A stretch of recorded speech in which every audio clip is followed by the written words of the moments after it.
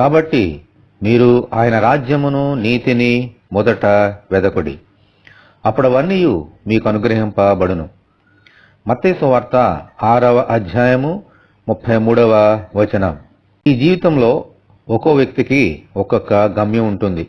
Doctor కావాలనో, engineer కావాలనో, IAS కావాలనో, ఇలా ఎన్నెన్నో. బాగా కృషి చేసిన వారు వారి వారి గమ్యాలను చేరుకుంటున్నారు. అయితే ఈ గమ్యాలు వారికి ఆత్మ సంతృప్తిని ఇవ్వలేవు, దేవుని రాజ్యంలోనికి నడిపించలేవు. ఒక విశ్వాసి దేవుని రాజ్యము, నీతి అను గమ్యాలను మొదట కలిగి ఉండాలి.